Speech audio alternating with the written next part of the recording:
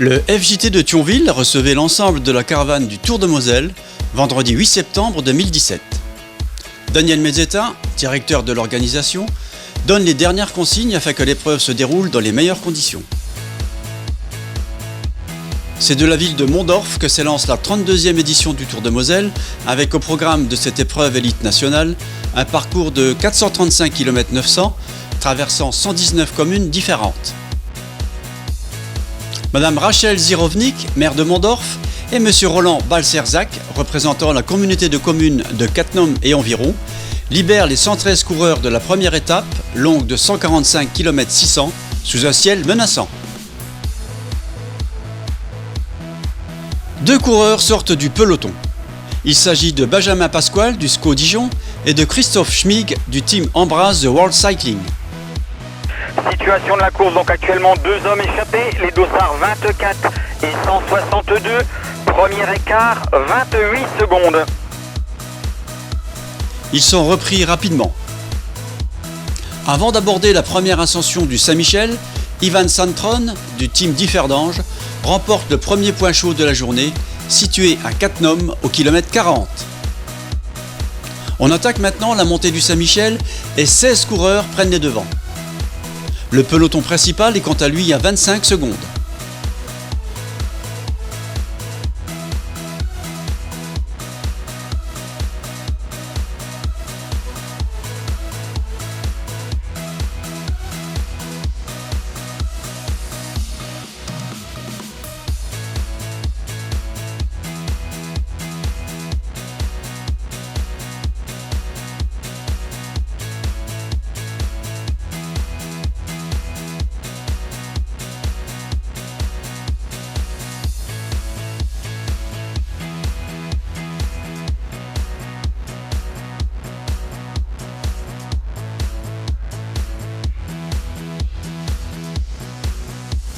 Rémi Rochas de Chambéry Cyclisme Formation est distancé après une erreur de trajectoire alors que son coéquipier Aurélien Paré-Peintre remporte le GPM de la seconde montée du Saint-Michel.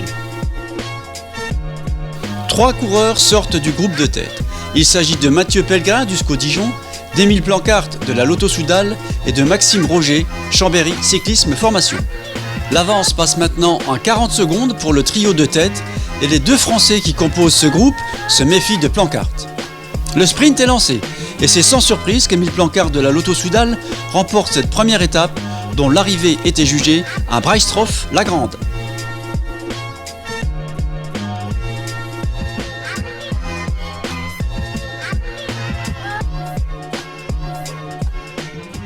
Yeah, it was a hard race, and in the beginning, after 9k, I think, we knew it was crosswinds, but we were a bit in the back with the team. But then we just go to the front, but there was already one echelon away.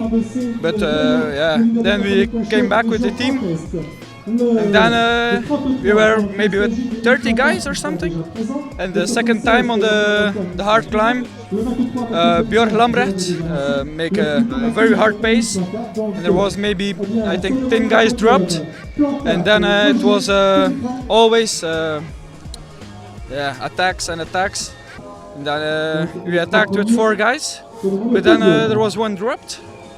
I don't know why, but yeah, and then in the sprint, I knew I had a big chance, so yeah.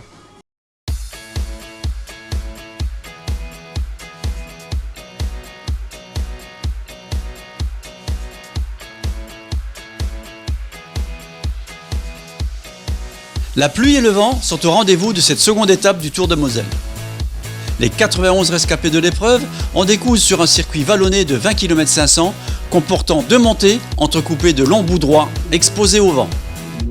Ange-Villet accueille pour la première fois le Tour de Moselle pour une étape musclée. Cette étape est soutenue par le département de la Moselle et la communauté d'agglomération Porte de France.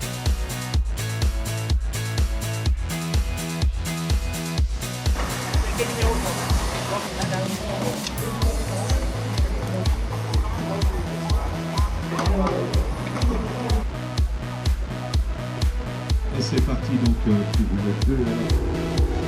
Allez, voilà, nickel, encore.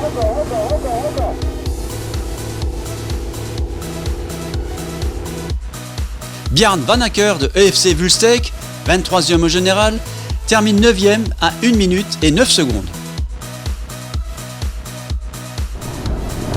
Leif Lampeter de l'équipe nationale d'Allemagne, 21e au général, termine 8e à 1 minute et 8 secondes. Guillaume Sey de EFC Wulsteek, 22e au général, termine 16e à 1 minute et 30 secondes. Sacha Wimeis de EFC Wulsteek, 18e au général, termine 13e à 1 minute et 19 secondes.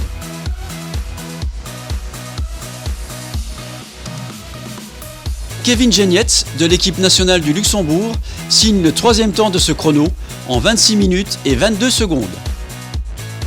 Brecht Stas de Home Solution Mappa, 4e du général, termine 28e à 2 minutes.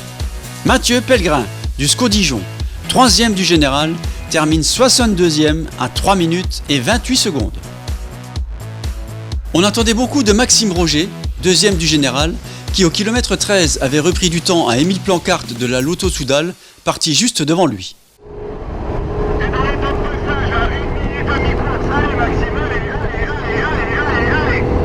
Le sort s'acharnait sur le coureur de Chambéry Cyclisme Formation quand son prolongateur de cintre se brisait net, entraînant le malheureux cycliste dans une glissade interminable.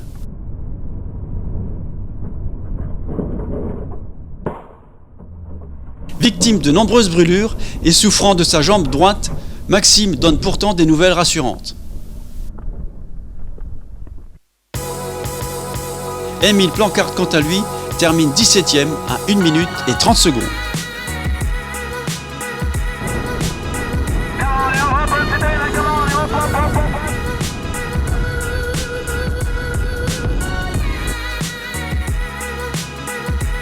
Parti en 10e position à 9h09 ce matin, le coureur du Grand-Duché Tom Virgen, membre de l'équipe nationale du Luxembourg, place la barre très haute en signant le temps canon de 25 minutes et 40 secondes. J'ai le but de participer au championnat du monde et c'était un but de gagner la course. Je voulais rouler pour le général, mais hier j'ai crevé dans un mauvais moment et la course était finie pour moi. Et alors, je roule pour les étapes. Maintenant, on va regarder comment je récupère pour les prochains jours.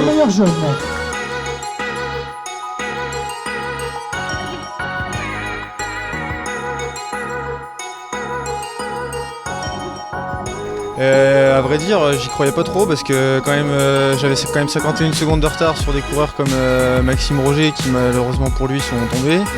Et Plancart, je pensais pas lui reprendre autant de temps, mais en tout cas, je suis très content. Voilà, après je me sentais vraiment bien dès l'échauffement, je sentais que j'avais des bonnes jambes. Déjà hier j'avais des bonnes jambes. Donc je savais que ça allait être une bonne journée pour moi, enfin tout du moins un bon chrono. Donc voilà, je suis parti tout de suite très vite, je me suis tout de suite dans l'allure, j'étais bien. Comment t'imagines cet après-midi là, pouvoir le défendre maintenant ce maillot? Je pense que ça va être compliqué, ça va être un peu quitte ou double. Je pense que cet après-midi ça va être un peu comme hier, il va y en avoir un peu de partout, et en plus ils annoncent pas mal de vent. Donc on va pas chercher à contrôler, on va faire la course et puis on va essayer de la faire la mieux possible et puis on verra à l'arrivée ce que ça donne, quoi. Surtout que j'ai qu'une seconde d'avance, donc une seconde c'est quand même pas grand chose, surtout sur une course comme le Tour de Moselle. Après un passage ensoleillé lors de la pause déjeuner, la pluie s'est de nouveau invitée pour le départ de la 3e étape, samedi 9 septembre après-midi. Un hommage particulier est rendu à Rosalbino Bonacci. L'ex-président du club organisateur, le Cyclosport Thionvillois, a beaucoup œuvré pour l'épreuve durant son existence. C'est Madame Isabelle Roche, vice-présidente du conseil départemental, qui donne le départ de cette étape, soutenue par le département de la Moselle et la communauté d'agglomération Porte de France.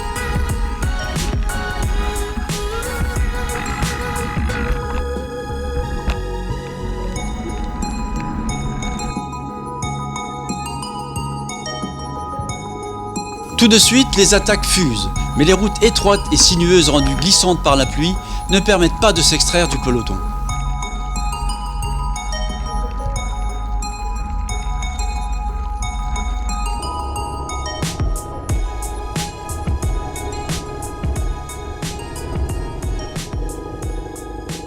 Il faut attendre les kilomètres 15 à la sortie de Rombin pour voir 3 coureurs prendre la fuite en poursuivant leur effort au passage du premier Grand Prix de la montagne.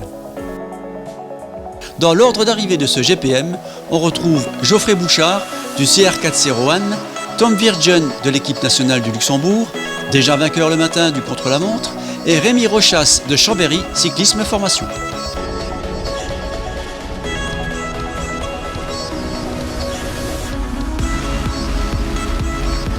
Alors que l'avance du trio de tête atteint la minute, 5 coureurs du SCO Dijon assurent le tempo du peloton. Sous le contrôle des équipiers du leader, l'écart se stabilise. Dans la roue des coureurs dijonnais, on retrouve maintenant l'ensemble de l'équipe Lotto Soudal U23, placée en embuscade.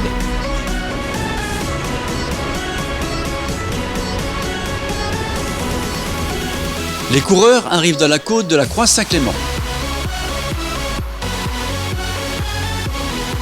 Au sommet de la côte de Rezonville, l'ordre de passage des 3 hommes au second GPM est le suivant. Premier, Rémi Rochas de Chambéry Cyclisme Formation, second, Geoffrey Bouchard du CR401 et troisième, Tom Virgen de l'équipe nationale du Luxembourg.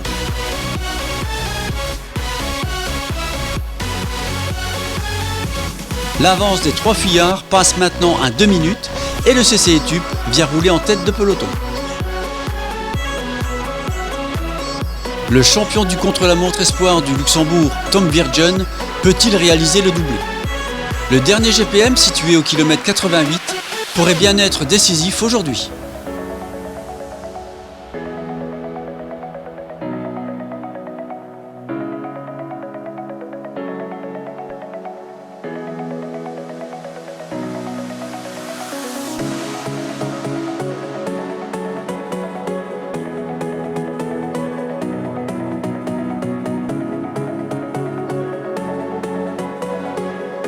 Dans la côte de Neufchef, dernière difficulté du jour, le peloton revient à 25 secondes et Rémi Rochas est distancé du trio de tête.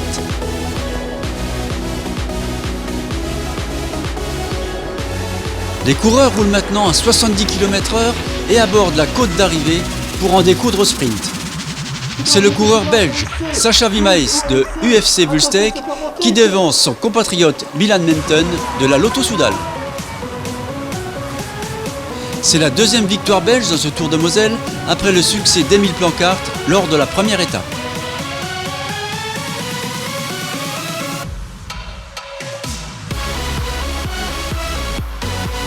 Pas de changement au classement général. Louis Louvet du SCO Dijon reste en tête avec 1 seconde d'avance sur Émile Plancart de la Lotto Soudal et 3 secondes sur Kevin Genietz de l'équipe nationale du Luxembourg. Quant à Tom Virgen, l'un des animateurs de la journée, il s'empare du maillot vert de leader des poids chauds. Donc là on a un peu bluffé, on a dit on arrête de rouler, tant pis si on perd le maillot, et deux hommes de chez Lotto Soudal qui sont venus nous aider. Et du coup on a rejoint les 3 coureurs de tête dans la dernière bosse. Et ensuite ça a roulé extrêmement vite jusqu'à la fin. Et voilà, je suis dans le premier groupe, donc c'est le principal, j'ai toujours le maillot. Voilà. Il y a 180 km, donc ça va être encore très éprouvant, mais on va essayer de ramener ce maillot blanc à Dijon.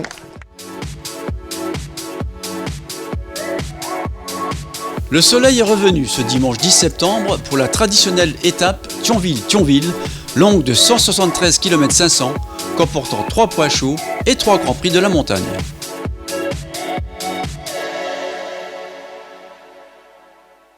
As I committed my crimes in a darkened room, a bird flew by and saw what I'd done. C'est Madame Véronique Schmitt, adjointe déléguée au sport à la mairie de Thionville, qui lève le drapeau de départ rue Pasteur pour la plus longue étape de ce Tour de Moselle 2017.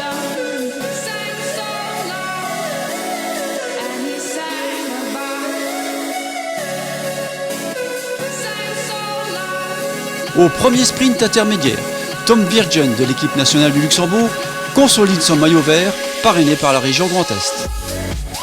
Au pied de la côte d'Altroff, le peloton est toujours groupé.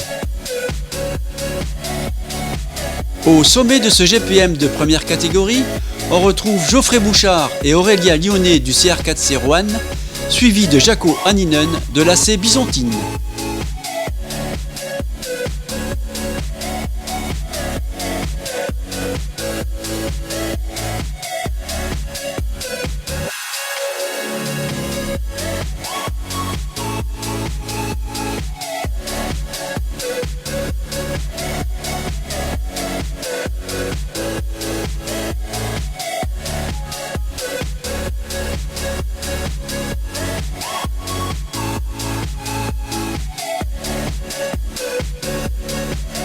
Une quinzaine de coureurs se détachent et comptent 45 secondes d'avance sur le peloton.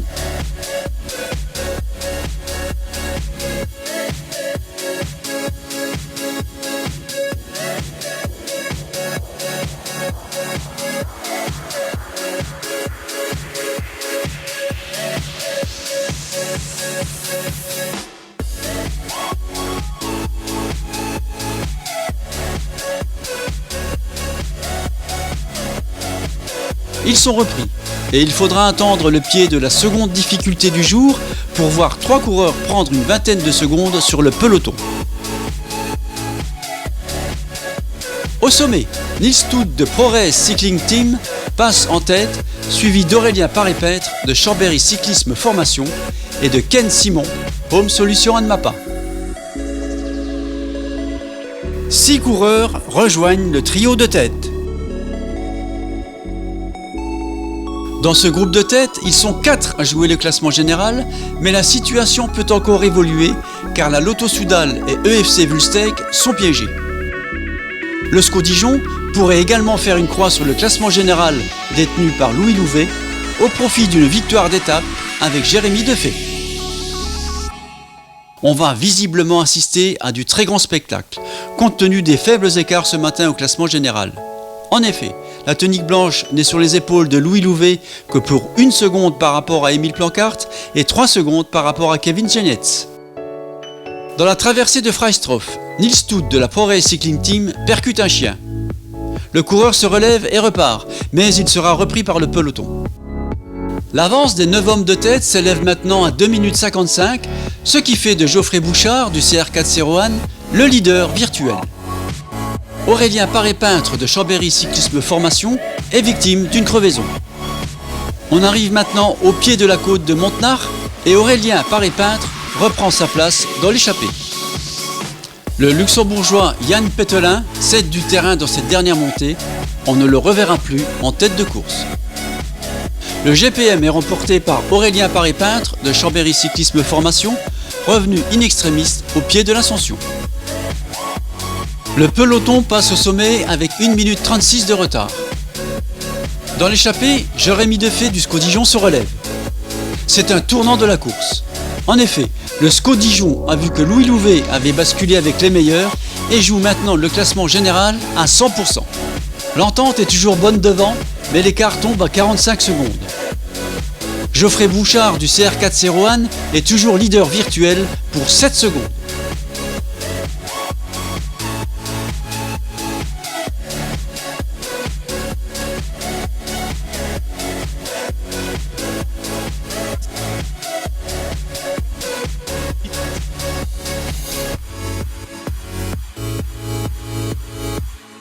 À 2 km de l'arrivée, le pointage donne 29 secondes en faveur des fuyards. À cet instant, la situation bascule à nouveau et Louis Louvet reprend la tête du général. Finalement, l'échappée ira à son terme et c'est Léo Dans de Chambéry Cyclisme Formation qui s'impose sur cette 4e étape du Tour de Moselle.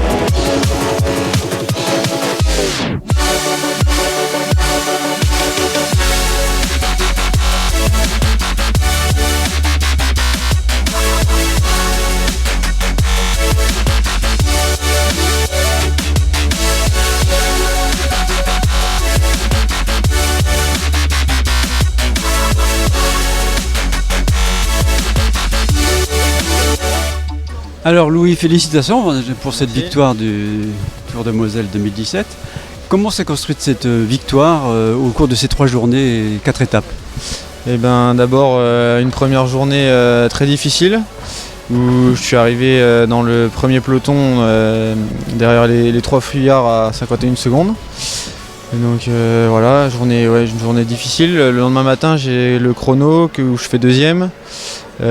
Du coup, je prends le maillot de leader pour 1 seconde devant Plankert.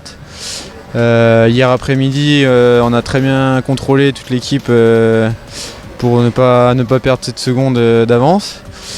Et puis aujourd'hui, pas rebelote, hein, on a contrôlé toute la journée. Il y avait 173 km, donc c'était très long. Voilà, mes coéquipiers ont été fantastiques aujourd'hui. Et puis moi, j'avais vraiment des très bonnes jambes. J'arrivais à répondre à toutes les attaques de tous les mecs dangereux au général pour moi. Donc, C'était compliqué quand même parce qu'il y avait presque 4 minutes d'avance et puis vous êtes mis à chasser donc pour revenir un petit peu, réduire l'écart et pouvoir donc remporter cette victoire. ouais, il y a eu 4 minutes. Après, je pense que devant, ils n'ont pas trop compté leurs efforts. C'est pour ça qu'ils ont pris autant de temps d'avance. Et on avait bien étudié le parcours, on savait que les 20 derniers kilomètres étaient difficiles avec un bon vent de face. Et une échappée vent de face, c'est quand même plus difficile face à un peloton. Et voilà, après Ça nous... vous a permis de réduire l'écart et de pouvoir donc remporter la victoire. Ouais, tout à fait, on avait Jérémy Defay qui était devant, qui s'est relevé pour nous attendre et venir tirer des grands bouts droits. Donc nous ça a été. Après voilà, fallait pas qu'il y ait plus de 38 secondes d'écart entre l'échappée et moi, enfin, entre Bouchard et moi plutôt. Et donc du coup il y a 20 secondes je crois, donc c'est suffisant, c'est ce qui compte. Tes objectifs pour la suite? Bah, mes objectifs, il me reste Paris Tour et le chrono des Nations. Donc Paris Tour ça doit être autour du 8 ou 9 octobre et chrono des Nations c'est le 15. Voilà. Des victoires déjà cette année? Non, c'est ma première là, donc voilà, j'ouvre le compteur un peu tard, mais c'est jamais trop tard. Ton âge? J'ai 20 ans, je suis né en 97. Félicitations et bonne continuation. Merci beaucoup. It's very hard. Side window. Very hard. GPM. 1, 2, 3. All 1, 2, 3. Yeah. Very, very hard. And all people are very, very strong. I not strong. I try to very hard training. Yeah. Je m'appelle Anada Kiyomasa. Je du japonais. Yeah. We saba. Yeah. We saba. Merci. Okay. Okay.